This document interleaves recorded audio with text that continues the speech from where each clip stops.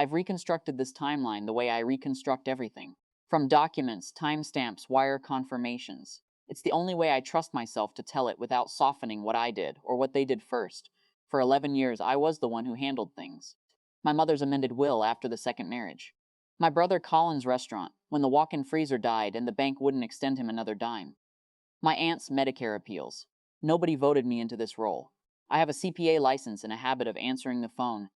And in my family, those two facts calcified into a job description. Nobody wrote down and everybody assumed. So when my mother called in March about the cruise, a 10-day Mediterranean run for her 70th, the whole family, one last big one, I didn't ask why the number was $50,000 or why it was coming from me. I asked which cabin category she wanted.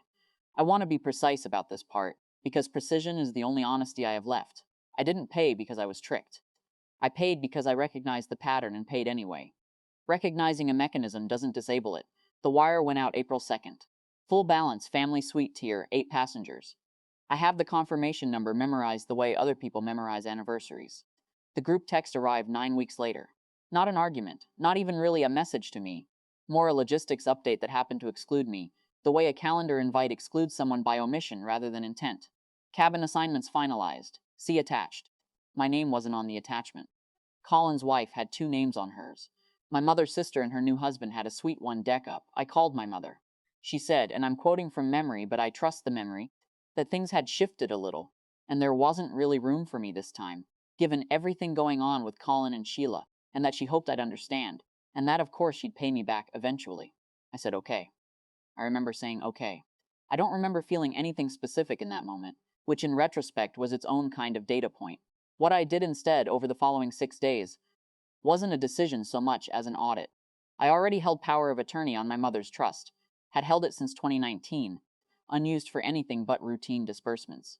I already had signing authority on the joint account that funded family expenses, a category everyone treated as bottomless because I'd made it bottomless, quietly, for years, by never flagging the withdrawals against it. I didn't revoke anything. I didn't call a lawyer to construct a weapon. I did something much smaller. I stopped absorbing. The trust had standing disbursement rules, categories requiring my sign-off above a threshold, rules I'd written myself years ago for tax reasons, and never enforced because enforcing them had never served a purpose before. I enforced them. The cruise line's remaining balance, port fees, gratuities. The onboard credit my mother had assumed would auto-renew from the family account. Hit that threshold. I let it sit. Not declined. Just unactioned. The way 100 routine approvals sit in a queue until someone remembers they need a signature. The cruise line's own contract did the rest. Their tier system reprices automatically when a linked payment method lapses past a grace window. I know this because I'd read the fine print back in April, the way I read all fine print, out of habit rather than suspicion. 8 days before departure, the balance defaulted. The system did what systems do. It downgraded the booking to the lowest available category with capacity for 8. Interior cabins, lower deck, adjacent to crew access. Nobody called me a saboteur, because I hadn't sabotaged anything. I'd simply stopped being the layer between my family and the consequences of a contract they'd never bothered to read. Colin called first. Confused, then irritated, then. When he understood the account wasn't a mistake, wasn't a glitch, was in fact behaving exactly as governed, quiet in a way I hadn't heard from him before. He asked if I'd done this on purpose. I told him the truth. I hadn't done anything. I'd stopped doing something. There's a difference, and it matters to me more than I expected it to. My mother didn't call. She texted 3 days before departure, one line. I don't understand why you'd let this happen to your own family. I didn't answer that one for 2 days. When I did, I wrote, I didn't let it happen. I stopped preventing it. You'll have to decide if those feel different to you. They sailed.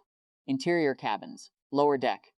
I know this because Sheila posted photos, not of protest, just of a narrow portholeless room, captioned with something bright and unbothered, the way people caption things when they've decided not to acknowledge what happened. I sit with the paperwork now, the frozen disbursement queue, the family thread that's gone quiet in a way it never used to. I keep waiting to feel the thing I assume I'm supposed to feel. Vindication, maybe, or its opposite. Neither has arrived. What I have instead is closer to what I feel at the end of any audit. The numbers reconcile, the position is defensible, and none of that tells me whether it was right.